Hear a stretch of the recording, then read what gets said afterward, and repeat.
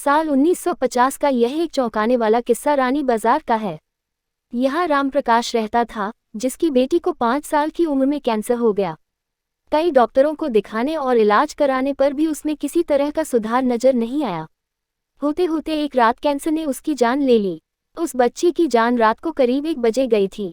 उसी रात को पास के ही एक गांव की महिला मोहिनी को एक ट्रक ने टक्कर मार दी थी। मोहिनी के परिवार वालों ने पूरी विधि के साथ उसे अंतिम विदाई दी।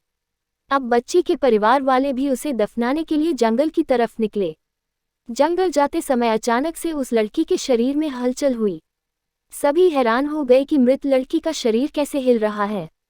थोड़ी ही देर में लड़की जिंदा हो गई और उसके परिवार वाले खुशी खुशी उसे अपने साथ घर ले आए।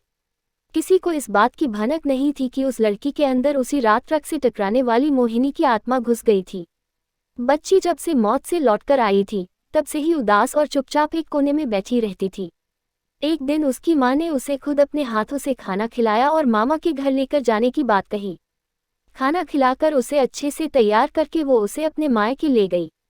रास्ते में वो बच्ची जैसे ही उस ट्रक के हादसे वाली जगह पहुंची तो उसने अपनी माँ को कहा कि मेरा गांव इधर है।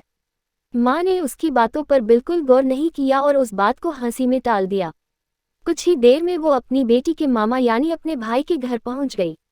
1-2 दिन बाद मामा जी के घर के आसपास ही बच्ची के अंदर घुसी मोहिनी को अपनी पड़ोसन सिमरन दिखी। उसने जोर से उसे नाम से पुकारा। सिमरन ने पलट कर देखा तो एक छोटी बच्ची थी। उसे बड़ी हैरानी हुई कि इस लड़की को मेरा नाम कैसे पता है। तभी मोहिनी ने अपने साथ बीती सारी बातें उसे बता दी। उसने कहा कि मेरे परिवार वालों ने मेरी मौत से ही पहले मुझे जला दिया था, इसलिए मेरी आत्मा भटक रही है। उसी दिन इस लड़की की भी मौत हो गई थी, तो मैं इसके शरीर में घुस गई। सिमरन ने ये बात अपने गांव जाकर सबको बता दी। पूरे गांव वाले और उसके रिश्तेदार मोहिनी से मिलने के लिए उसी बच्ची के मामा के घर के पास पहुंच गए। उस लड़की के अंदर रह रही मोहिनी की आत्मा ने सबको एक एक करके पहचान लिया। कुछ देर बातें करने के बाद वो अपने परिवार वालों के साथ अपने घर चली गई। अब उस लड़की की माँ बच्ची को घर में न देखकर परेशान थी। जब उसे पता चला कि वो कुछ लोगों के साथ दूसरे गांव गई है, तो वो उसे बुलाने के लिए चली गई।